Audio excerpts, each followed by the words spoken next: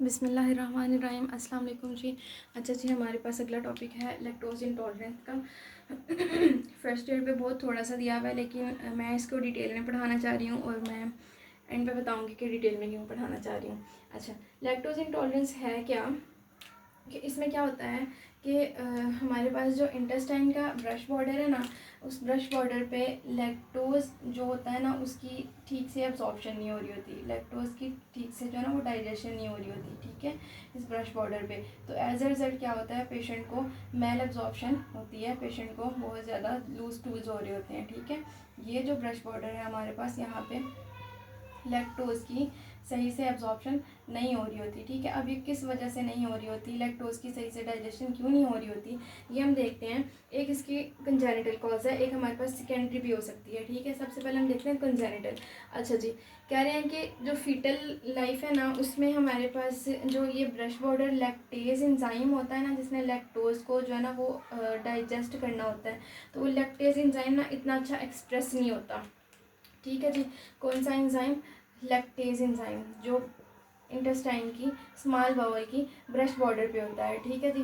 तो वो early fetal life में वो इतना एक्सप्रेस नहीं हुआ होता, ठीक है।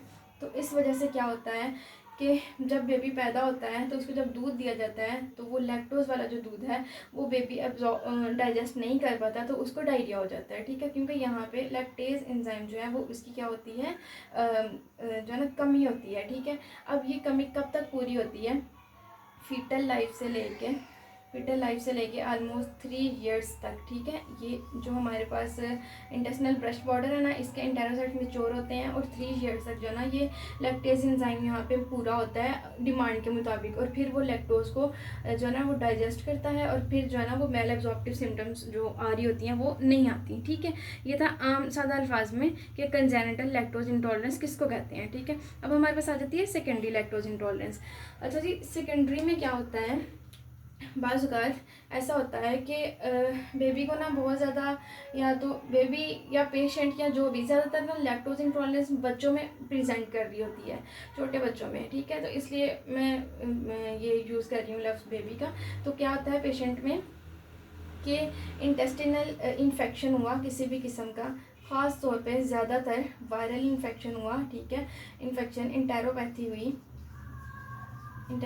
हुई, उस वायरल इन्फेक्शन की वजह से, इंटेरोपैथी की वजह से जो इंटेरोसाइट्स थे वो हो गए हमारे पास लॉस, ठीक है। इंटेरोसाइट्स लॉस हो गए। अब नए इंटेरोसाइट्स आएंगे, जो नए इंटेरोसाइट्स आएंगे तो वो जो न्यू इंटेरोसाइट्स आएंगे हमारे पास वो इमेच्योर होंगे, ठीक है। और दूसरी बात ये है कि हमारे पास जितने एरिया पे इंटेरोसाइट्स लॉस हुए हैं उनको कवर अप करने के लिए जो न्यू इंटेरोसाइट्स आएंगे उनकी रैपिड माइग्रेशन हो रही होगी। क्या हो रही होगी, रैपिड माइग्रेशन हो रही होगी ओवर द एरिया, ठीक है, ताकि जल्दी से जल्दी इंटेरोसाइट्स जो हैं वो डैमेज एरिया को कवर कर सकें। तो रैपिड माइग्रेशन के लिए जो इंटेरोसाइट्स आते हैं, ठीक है, वो होते हैं इमेच्योर। अब ये जो इमेच्योर इंटेरोसाइट्स हैं ना, इनके ब्रश बॉर्डर पे हमारे पास लैक्टेज एंजाइम जो है ये नहीं होता, ठीक है। लैक्टेज एंजाइम जो है ये होता ही कहाँ है, मेच्योर इंटेरोसाइट्स के ब्रश बॉर्डर पे, ठीक है। जो ये नए मेच्योर आ रहे हैं ये इनके ब्रश बॉर्डर पे लैक्टेज एंजाइम नहीं होगा। एज ए रिजल्ट बच्चे को ट्रांजिएंट या कुछ अरसे के लिए, ठीक है, एक्यूट फेज में क्या होगा, लैक्टोज इंटॉलरेंस आएगी और बच्चे को मेल एब्जॉर्प्शन की सिम्टम्स आ रही होंगी, ठीक है। इस तरह से है।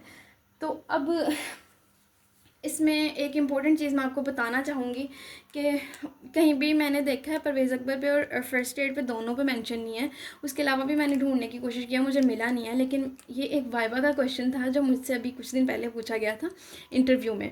फिर उन्होंने कहा था कि अंडर 1 ईयर का पेशेंट है और उसमें most common cause of diarrhoea क्या है। तो मैं पहुंच गई थी कि लैक्टोज इंटॉलरेंस है, लेकिन उन्होंने मुझसे ये नहीं पूछा कि मोस्ट कॉमन काज क्या है, उन्होंने पूछा वायरस कौन सा इन्वॉल्व होता है, ठीक है। तो अब लैक्टोज इंटॉलरेंस में वायरस कौन सा इन्वॉल्व होता है ये मुझे बुक पे कहीं नहीं मिला, लेकिन मैंने अपने रिसोर्सेज से पता किया है। तो रोटा वायरस इन्वॉल्व होता है, ठीक है। हो सकता है आप लोगों को पहले से पता हो, अगर पता है तो वेल एंड गुड, ठीक है। बराए मेहरबानी इसको याद रखें, अपनी एमओशिप की सीट बचाएं। तो ठीक है। रोटा वायरस की इन्फेक्शन की वजह से हमारे पास इंटेरोपैथी होती है और हमारे पास ट्रांसिएंट जो है ना वो लैक्टोज इंटॉलरेंस आती है। अब लैक्टोज इंटॉलरेंस की साइंस एंड सिम्टम्स क्या हैं? ज़्यादातर अंडर 1 ईयर के बच्चों में होता है, बड़ों में भी हो सकता है, लेकिन छोटे बच्चों में क्योंकि अभी जो हमारे पास गट का जो ब्रश बॉर्डर है वो डेवलप हो रहा होता है, तो इनमें ज़्यादातर साइन एंड सिम्टम्स आते हैं। और स्पेशली जो नियोनेट होता है उसके पेरेंट्स आके कहते हैं कि बच्चा जैसे ही दूध पीता है, ठीक है, मिल्क लेता है जैसे ही, साथ ही बहुत ज़्यादा स्टूल कर देता है, ठीक है, बहुत ज़्यादा बच्चा जो है वो मोशन कर देता है, ठीक है। इधर उसने दूध पिया, 5 मिनट बाद उसने मोशन कर दिया, ठीक है। ये एक टिपिकल होता है हमारे पास लैक्टोज इंटॉलरेंस का जो है ना ये हिस्ट्री पॉइंट होता है, ठीक है। साथ में पेशेंट कहेगा कि उसको क्रैम्पी एब्डोमिनल पेन है, अगर तो वो बच्चा खुद बता सकता है तो क्रैम्पी एब्डोमिनल पेन, वरना जो छोटा बच्चा है उसकी मदर्स कह रही होती हैं कि बच्चे को ना ऐसे रोता है जैसे इसके पेट में दर्द हो रही है, ठीक है। ये 2 टिपिकल साइन सिम्टम्स हैं इसके। उसके अलावा हम इसका डायग्नोसिस कैसे करते हैं? हाइड्रोजन ब्रेथ टेस्ट करते हैं।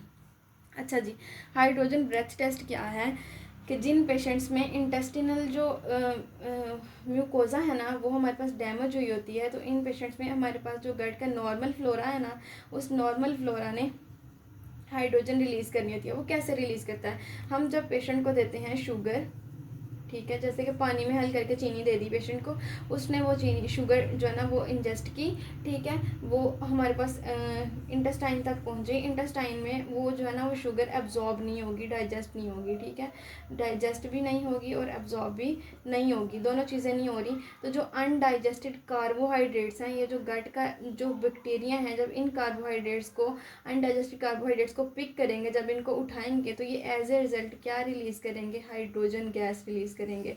तो ऐसे पेशेंट में हम क्या करते हैं? शुगर वाला पानी देते हैं, ठीक है, मीठा पानी देते हैं उनको, आम अल्फाज में मीठा पानी देते हैं। उनको कहते हैं कि हमारे पास ना एक वो मीटर सा होता है, हमने उसमें पेशेंट को ब्रीथ करवाना होता है और फिर हम उसमें हाइड्रोजन की जो है ना वो कंसनट्रेशन देख लेते हैं। फर्स्ट एड पे उन्होंने ना एक मेंशन किया हुआ है कि 22 ppm जो है ना उससे ज़्यादा अगर होगी तो हमारे पास H2 ब्रेथ टेस्ट जो है वो पॉजिटिव आएगा।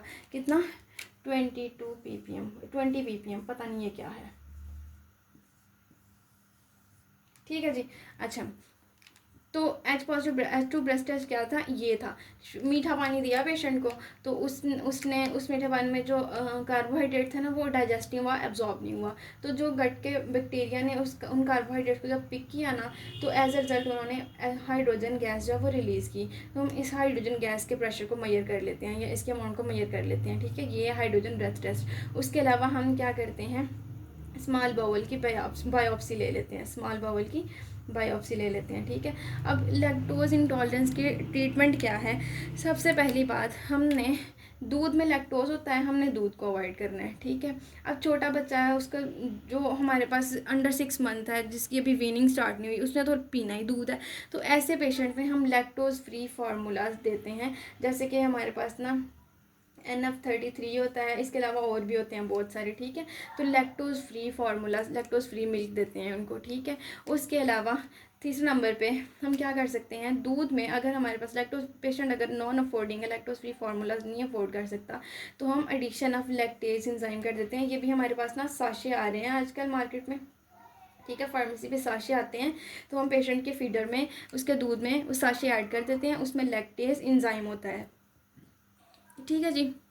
तो लैक्टेज एंजाइम की वजह से पेशेंट को लैक्टोज इंटॉलरेंस नहीं आती। उसके अलावा योगर्ट दे सकते हैं पेशेंट को, ठीक है। योगर्ट में हमारे पास लैक्टेज एंजाइम ऑलरेडी होता है, ठीक है, तो योगर्ट इजीली पेशेंट को हज़म हो जाता है, ठीक है। उसके अलावा हार्ड चीज़ दे सकते हैं, इसमें लैक्टोज जो है ना, लैक्टोज की इटसेल्फ अमाउंट बहुत कम होती है, तो एज ए रिजल्ट बहुत कोई प्रोमिनेंट साइन सिम्टम्स नहीं आती, ठीक है। ये था जी लैक्टोज इंटॉलरेंस, और इसके डिटेल में पढ़ाने की वजह यही थी कि वाइवा में मुझसे पूछा गया था, और इससे पहले कि किसी और से पूछा जाए उनका कोई पॉइंट मिस हो, तो बेहतर है कि इसको डिटेल में पढ़ लिया जाए, ठीक है जी। इतना कोई इसमें कोई रॉकेट साइंस नहीं है। अभी तक आपको कोई मसला हो, you can ask me. Thank you.